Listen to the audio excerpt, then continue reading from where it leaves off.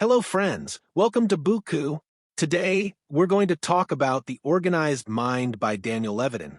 Right in the middle of the city, there was an old library with wooden cupboards. The atmosphere, there was very peaceful, filled with the scent of books and the soft ticking of an old clock on the wall. A 34-year-old man named Arian used to visit this library, stealing a few moments away from his hectic daily routine. Arian was an IT professional, and every day of his life was tangled in screens, codes, and emails. That day, he pulled a book from a shelf titled The Organized Mind. Thinking straight in the age of information overload, the title immediately drew him in. He felt this book might help him solve some of his own confusions. As soon as he began reading the first chapter, he felt like it was written about his own life. The very first page boldly said, "Understand the limits of your attentional system." Arian thought, what is this attentional system? But as he kept reading, his eyes began to open. Author Daniel Levitin explained that our brain cannot pay attention to everything at once. Arian read, "Your brain has a limited capacity to focus, and multitasking is not as productive as people think it is." He took a deep breath. He remembered how at work he would constantly juggle 3 or 4 tasks at once, reading emails on one side, talking to a client on a call, and at the same time trying to write code. Have I been doing it wrong all this time? He asked himself. He kept reading. The book said every time our brain switches from one task to another, it incurs a cognitive cost. This means that every time Arian left coding to respond to an email, his brain lost some energy and time in the process of switching. He recalled how many mistakes he had made last week while working on a project. He thought he was being efficient, but in reality, he was just getting distracted. Arian closed the book and leaned back in his chair with his eyes shut. The peaceful atmosphere of the library made him reflect deeply. He wondered, is my life really being ruined by information overload? He started recalling his college days when he had to focus on just one thing at a time, whether it was studying, playing cricket, or chatting with friends. Life had now become so complicated that he couldn't focus on a single thing even for a moment. He opened the book again. The author suggested a practical strategy. Batch similar tasks together to minimize the cost of task switching. Arian thought, maybe I should do the same. He made a mental plan. From now on, he would check emails only twice a day and focus the rest of the time solely on coding. He looked at his watch, library closing time, but instead of putting the book back on the shelf, he issued it from the library. He felt that if he didn't finish the book, something would remain incomplete. When he reached home, he opened the book again. It said that our brain works better with organized systems. He immediately gathered all the scattered papers, pens, and old notes on his desk into one place. He reorganized all the folders on his computer properly. The next day, he implemented his new plan at the office. After checking emails first thing in the morning, he started coding with full focus. He was surprised at how quickly and accurately he was finishing his tasks. Arian's day felt more peaceful and productive than ever before. He realized that when he focused on one task at a time, not only did his work improve, but he also felt happier. That evening, before turning to the next chapter, he reflected on his experience. He realized the book wasn't just offering information, it was becoming a tool for transforming his life. He thought, if just one chapter could change my perspective so much, what would the whole book do? The story wasn't over yet. Big changes were still on the way in Arian's life. He smiled and thought, maybe this book won't just organize my mind, but my entire life. The next evening, Arian came home feeling tired, but a new hope had taken root inside him. The first chapter of the book had made him think deeply. He realized that managing life wasn't just about working hard, it was also about thinking and acting the right way.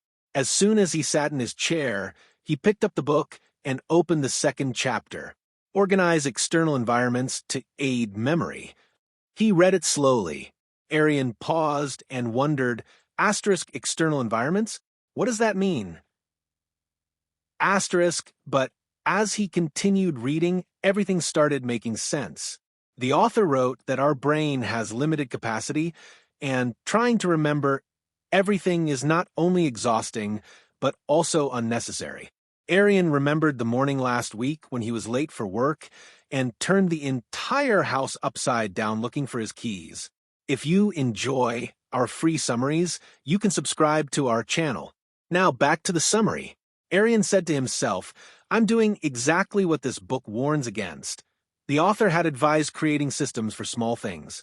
For example, having a fixed place for keys and glasses. This way, the brain doesn't waste time trying to remember them repeatedly. Arian read in the book, writing down tasks and ideas rather than trying to remember them helps declutter the mind and enhances focus. That means I don't have to rely only on memory, he thought. He closed the book and began scanning his room. His desk had piles of papers, scattered pens, and a phone charger lying around. He smiled, realizing the book was right. His mind was getting cluttered because his surroundings were. He immediately started cleaning his desk, organizing papers into folders, putting pens in a pen holder, and placing the charger where it belonged. Then he found a small tray for his keys and decided he would always keep them there from now on. Arian felt a surprising sense of calm from these small actions. He decided that starting tomorrow, he would reorganize his workspace at the office too. But the book wasn't just about organizing things. The author also explained how writing is a powerful tool. Instead of keeping everything in the mind, writing things down eases the pressure on memory. Arian remembered how, in college, he used to take notes and keep a record of everything. Now, he had forgotten that habit. He picked up his notebook and listed all the small and big tasks he had to do the next day, doing that made his mind feel clear and light. The next day at work, he followed through. He kept his desk clean and made a to-do list on his computer. In the first hour of the day, he replied to all his emails and then started working on his coding project. He felt his productivity increasing. While returning home in the evening, he thought, is all this really because of just one book? He began to feel he was making a big change in his life. That night, he opened the book again. The author had mentioned another important point. Our memory is deeply influenced by our environment. If our surroundings are cluttered, when things around us are scattered, our mind feels the same. Arian closed the book and started looking around his house. He realized that it wasn't just his desk, but the entire house was demanding reorganization. He decided that he would plan to clean and organize his home over the weekend. He was just as influenced by the second chapter of the book as he was by the first. He began to feel that if he applied all the lessons from this book in his life, he might not remain the same person he was today. His thoughts and habits would completely change. Arian had started enjoying spending every night with this book. He was convinced that this wasn't just a book, but a guide for him. Arian's daily routine had slowly started to change. Earlier, he would begin every morning reluctantly and with anxiety, but now there was a strange calmness and excitement in his mornings. Following the advice from the organized mind, he had begun organizing his belongings and simplifying his life. But he knew the journey was still long. That evening, after returning from work, as per his habit, he picked up the book. The third chapter was Prioritize Tasks Effectively. It was like a bell rang in Arian's mind. He said to himself, "This is my biggest problem. I never understand what to do first and what to leave for later." While reading, he understood that our energy and decision-making capacity throughout the day are limited. Every time we make a small or big decision, it consumes our mental energy. The author called this decision fatigue. As the day progresses, our ability to make decisions weakens. Arian immediately thought of his day. As soon as he reached the office in the morning, he would get tangled in small matters. Which email to reply to first, what task to tackle first, or what to eat for lunch. In the process of making such small decisions, his major and important work often got delayed. The author had suggested that each day should begin with the most important task. Arian remembered the story where a professor explained to students about filling a jar with rocks, pebbles, and sand. If you fill the jar with sand and pebbles first, there's no space left for the big rocks. But If you place the big rocks first, everything else fits around them. Arian thought, I must choose the big rocks of my day first. He carefully read the suggestions in the book. The author had written that all tasks should be divided into 4 categories. 1. Important and urgent. Tasks that must be done immediately. 2. Important but not time-sensitive, meaningful but not urgent. 3. Not important but urgent, trivial things that demand immediate attention. 4. Not important and not urgent, tasks that can be ignored. Arian took out his notebook and started organizing. For example, replying to every small email instantly or planning meetings, he categorized them. The next morning, he tried his new strategy. As soon as he reached the office, he looked at his list and started with the most important and urgent task. It was a crucial coding project that had been stuck for a few days. He ignored emails and everything else and focused solely on that project for 2 hours. After 2 hours, he felt refreshed. This really works, he said to himself. He realized that completing the hardest and most necessary task first made him feel more relaxed for everything else. In the evening, when he reached home, he reviewed his progress for the day. He noticed that when we let go of small and unnecessary decisions, our minds open up for bigger thoughts and better work. That night, while reading the book, he understood another important thing. The author said that to avoid frequent task switching, we must allocate our time and energy wisely. For example, instead of checking emails every 10 minutes, fix 1 or 2 times in the day for it. Arian made a new rule for the next day. He would check emails only at 10 a.m. and again at 4 p.m. The rest of the time, he would focus on his main work. He felt that this small change had already boosted his productivity to the next level. Gradually, a pattern started forming in Arian's life. Each day began with the most important task, followed by others. He noticed that this change not only improved his work, but also brought back his mental peace. Arian now understood that improving life doesn't mean working on everything. It means identifying what truly matters and focusing your energy on that. He realized that prioritized tasks effectively wasn't just a chapter, it was a way of living. Arian was convinced that this book was written to change his life. Smiling, he closed the book and thought, there are still more lessons to come. Let's see what new things I'll learn next. Arian was now eager to make every new chapter of the book a part of his life. The first 3 chapters had taught him that every moment of his life could be improved in a planned way. He felt the book wasn't just changing how he worked, but also how he thought, and even his relationship with himself. That night, he opened the 4th chapter. Embrace the power of lists.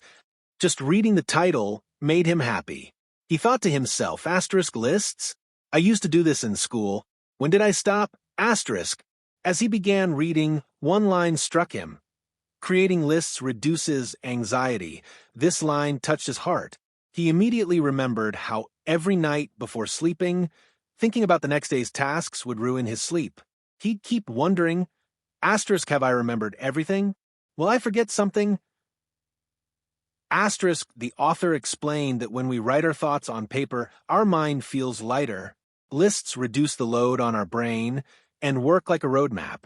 Arian understood that making lists isn't just a work method, it's a way to attain mental peace. Arian quickly picked up his notebook. He made a new list. 1. Important tasks for the office the next day. 2. Things that had been pending for weeks. 3. Small personal chores like buying groceries or calling a friend. As soon as he made the list, he felt an unexpected calmness. The things that were troubling him just moments ago were now laid out clearly. He understood that when things become clear, anxiety automatically decreases. The next morning, Arian read his list first thing and completed the most important tasks in the first hour. He saw that lists helped guide his thinking in the right direction. Whenever his mind wandered, he returned to the list to see what to do next. On his way home that evening, sitting on the bus, he looked at his list and realized he had accomplished almost everything. A contented smile appeared on his face. He thought, if I adopt this habit permanently, my life could become so much easier. That night, he reread the part of the book where the author said that lists aren't just for small daily tasks, but also for big dreams and goals. He thought, I'll make a list of my life's big dreams too. Arian opened his notebook and began writing. 1. Get a promotion in my career within the next year. 2. Cultivate a habit of reading one new book every month. 3. Take his parents abroad once. 4. Focus on personal health and start going to the gym. Once he completed the list, his dreams started to feel more real. It felt like achieving them wasn't difficult anymore because he had put them into words. Just make one list and see how your whole day changes, Deniel said laughingly. Arian felt that he was not only changing his life, but also inspiring others. That night, he glanced at the next chapter of the book. He knew the next lesson would make his life even better. But this time, as he closed the book, he thought, the biggest lesson today was that lists aren't just a simple habit, they are a tool to make life easier and happier. Arian now felt connected to every word of the book. Smiling, he thought, this is just the beginning. Arian was now eager to make each new chapter a part of his life. He felt that the organized mind was not only helping him become better, but also transforming the way he thought. Every chapter brought a new mirror in which he could see himself and his habits clearly. That evening, when he picked up the book, the next chapter was Recognize and Manage Shadow Work. The title sounded mysterious. He thought, asterisk shadow work? What is that? Asterisk, but as soon as he started reading, he began to understand what the author was talking about. The author explained that shadow work consists of tasks that usually go unnoticed and for which we are not paid. The small jobs that drain our time and energy throughout the day. Arian realized how much of his life was being taken up by shadow work. He immediately thought of his daily routine. Checking emails first thing in the morning, looking at social media notifications, paying bills, tracking online orders, or scheduling meetings for work. These tasks seemed small, but were actually draining his mental energy and wasting a lot of time. The author said that recognizing and managing shadow work is essential. Arian thought, if I manage these small tasks wisely, I'll save so much time and energy. He read another line. Shadow work is not inherently bad, but when unmanaged, it becomes a burden. He asked himself, have I ever thought about how many times a day I get caught up in these unnecessary tasks? He immediately pulled out his notebook and made a list of his shadow work.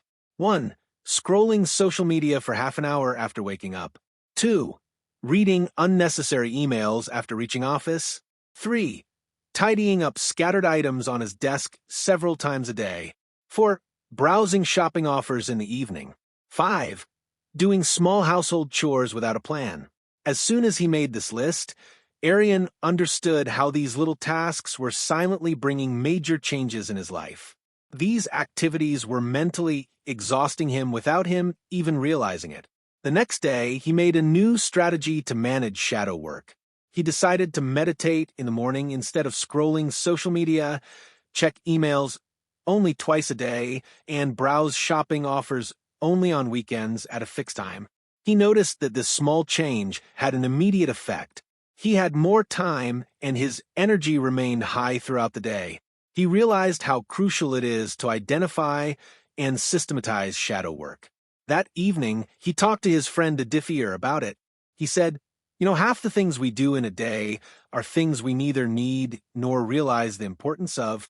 That's shadow work, and now I've learned how to manage it. Deniel asked in surprise, how? Arian smiled and replied, just make small changes. First, identify the shadow work in your day, then either delegate it or schedule a fixed time for it. Objects not only save time, but also reduce frustration, Arya said to herself. Now, I will completely adopt this rule. It's not just a habit, but a way to simplify life. She closed the book and smiled, thinking there is still so much to learn. What a fun journey this is. So friends, this was our book summary for today. If this summary gave you that aha moment or helped shift your mindset even a little, hit that like button. It really helps the channel grow and reach more curious minds like yours. Got a takeaway or favorite part from this book? Drop it in the comments. I'd love to hear your thoughts and keep the conversation going. And if you're someone who loves turning pages into progress, don't forget to subscribe and ring the bell icon so you never miss a powerful book breakdown like this. Thanks for watching, keep learning, and remember, small steps beat perfect plans. Always.